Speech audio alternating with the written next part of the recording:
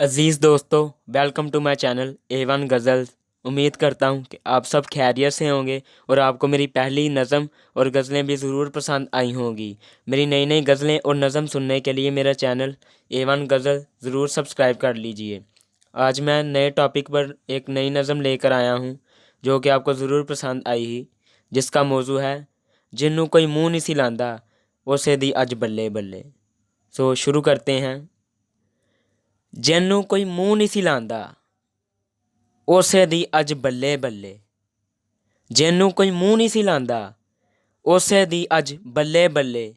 ਜਿਹੜੇ ਘਰ 'ਚੋਂ ਧੂੰ ਨਹੀਂ ਸੀ ਮੁੱਕਦਾ ਉੱਥੇ ਗੈਸ ਦਾ ਚੁੱਲ੍ਹਾ ਚੱਲੇ।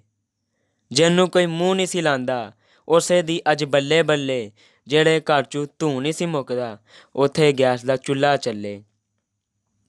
ਜਿਹੋ ਜਿਹੇ ਨੇ ਅਮਲ ਸਾਡੇ ਉਹੋ ਜੇ ਰੱਬ ਲੀਡਰ ਘੱਲੇ।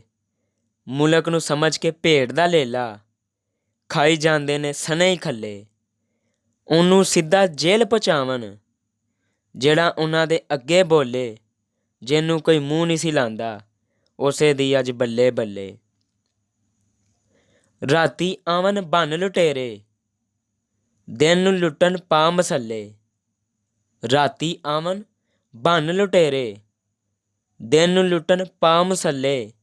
ਖਾ ਛੱਡਿਆ ਨੇ ਹੌਲੀ ਹੌਲੀ ਕੁਝ ਨਹੀਂ ਰਹਿ ਗਿਆ ਮੁਲਕ ਦੇ ਪੱਲੇ। ਝੂਟੇ ਦੀ ਇਹ ਸਾਫ਼ ਨਿਸ਼ਾਨੀ ਕਸਮਾਂ ਖਾਵੇ ਗੱਲੇ ਗੱਲੇ। ਜਿਹਨੂੰ ਕੋਈ ਮੂੰਹ ਨਹੀਂ ਸੀ ਲਾਂਦਾ ਉਸੇ ਦੀ ਅੱਜ ਬੱਲੇ ਬੱਲੇ। ਜਿਹੜੇ ਘਰ 'ਚੋਂ ਧੂੰ ਨਹੀਂ ਸੀ ਮੁੱਕਦਾ ਉੱਥੇ ਗੈਸ ਦਾ ਚੁੱਲ੍ਹਾ ਚੱਲੇ। ਜਿਸ ਦੀ ਅੱਜ ਇਹ ਹਰ ਗੱਲ ਮੰਨਦੇ ਉਸੇ ਮਾਰੇ ਨੇ ਸਿਰ ਵਿੱਚ ਬੱਲੇ।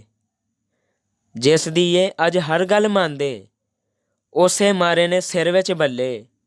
ਲਾਲਚ ਨੇ ਇਹਨਾਂ ਨੂੰ ਇੰਜ ਦਾ ਕੀਤਾ ਪੈ ਗਏ ਨੇ ਇਹ ਰਾਹ ਕਵੱਲੇ। ਜਾਂ ਸ਼ਹਿਜ਼ਾਦੇ ਮੈਂ ਕਿਹੜੇ ਪਾਸੇ ਚਾਰੇ ਪਾਸੇ ਮੌਤ ਨੇ ਮੱਲੇ। ਜਿਹਨੂੰ ਕੋਈ ਮੂੰਹ ਨਹੀਂ ਸੀ ਲਾਂਦਾ ਉਸੇ ਦੀ ਅੱਜ ਬੱਲੇ ਬੱਲੇ। ਜਿਹੜੇ ਘਰ 'ਚੋਂ ਧੂੰ ਨਹੀਂ ਸੀ ਮੁੱਕਦਾ ਉੱਥੇ ਗੈਸ ਦਾ ਚੁੱਲ੍ਹਾ ਚੱਲੇ। अज़ीज़ दोस्तों, उम्मीद करता हूँ कि आपको मेरी नज़म ज़रूर पसंद आई होगी। मेरी नई नई नज़म सुनने के लिए मेरे चैनल को ज़रूर सब्सक्राइब कर लीजिए। एक छोटा सा लाइक और शेयर कमेंट करना मत भूलिएगा। मिलते हैं अगली नज़म के साथ, तब तक के लिए अल्लाह हाफिज़।